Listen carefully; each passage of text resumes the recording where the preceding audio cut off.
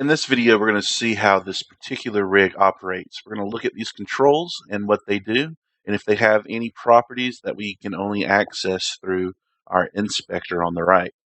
All right, let's just work from the bottom up, okay? This control handle right here seems to be a universal handle where you can scale and rotate the character. So that's kind of your universal driver. Now, this is when things get a little weird.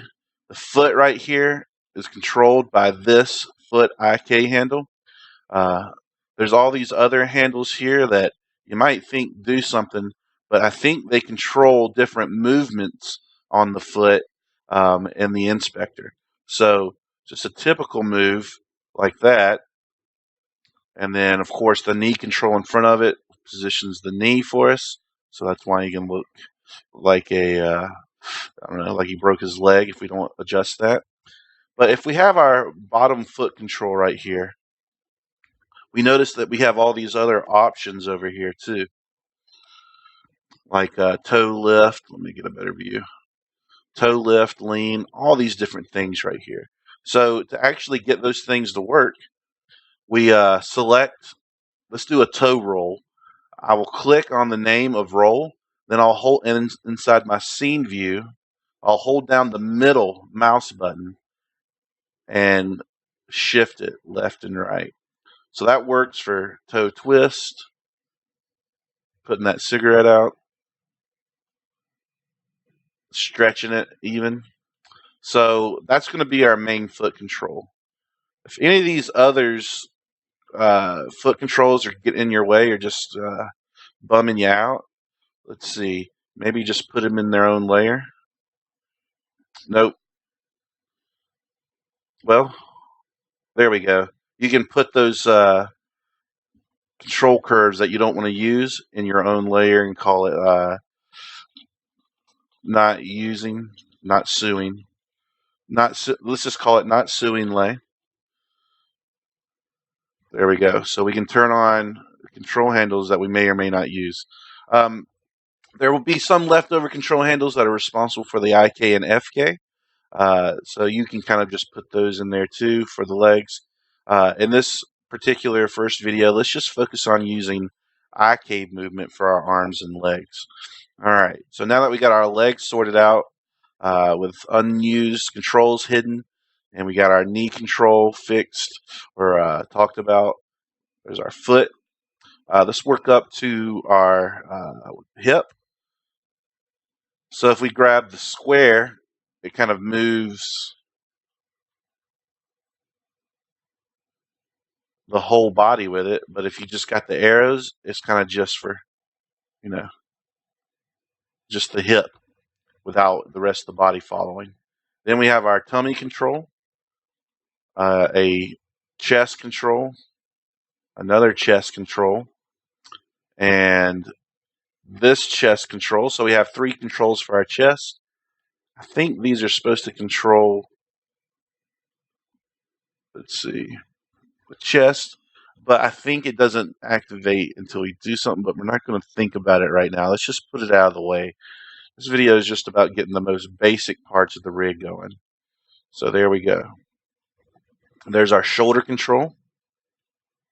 So if we need to adjust our shoulder, if we lift our arm up, there we go. Here we have some more FK controls, so I'm just going to hide those out. And we come to our hand control down here, which is this little ball at the wrist. It's our IK hand control. Another FK, let's just hide that for right now. And you might think, well, what is this doing? Well, elbow control, or actually elbow control. More controls I don't think we're using. So this control right here and this control right here controls our hands. If we want to control our fingers, then we can either select the bottom of this little hand, and then we have more inspector controls. And if we want to control each finger individually, we can select the top of these fingers, and you can see that we can use our middle mouse button to click an attribute and to adjust it. All right. This little curly Q above here controls the tongue, so let's just skip it for now. And let's just try to see if we can get our basic head moving. If we select the big curve around it, then that gets our basic head going. This will control our squash and stretch. Whoa, whoa, whoa. And then let's see, for the actual face, I think we have ear controls, eye controls.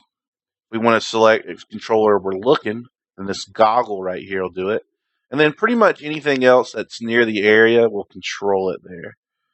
You can even get really into the eyes and control those. But even still, we have more attributes over here, that we can adjust the eyelids, for instance. We can close his eye. He's tired right here, or we can do like a blink,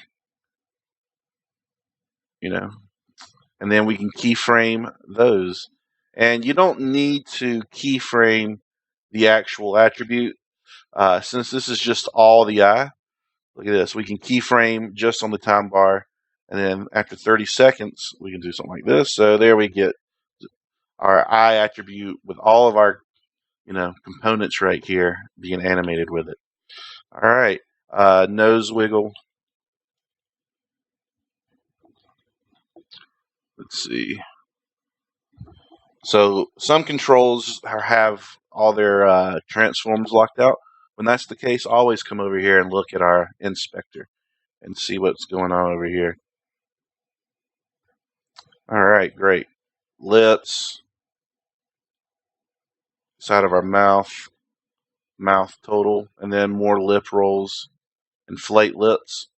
Ooh, duck face, nice. There we go.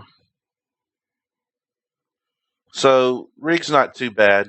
Just if you can't figure out what a control does, like if it doesn't have move, rotate, or scale, they're all grayed out, and you can't see anything over here, then you might want to go ahead and just make that layer and just hide them out. Let's see. Yeah. Don't get confused. Don't worry about what the shapes say. Just look in this top part right here. When you get down to shapes, it's not going to really do much. So this one right here is just a control curve for our FK that we're not going to really be using. So we'll just hide that out. More stuff from the hand that nothing over there. So I'm just going to put that in my invisible layer. Another FK that we're not going to worry about. So we're just simplifying our rig so we don't have a million handles everywhere. All right, great. And then torso pivot. Looks like it's another FK thing, so we'll just hide it. And I don't think, yeah, I think this tell me does something. So there we go. We simplified our rig a little bit by hiding stuff that we don't want to use. So we hid all these little foot controls for us. And so that should be basically how you use the rig. So again, if you don't know how to move something, then it might just not be in the right IK state or FK state.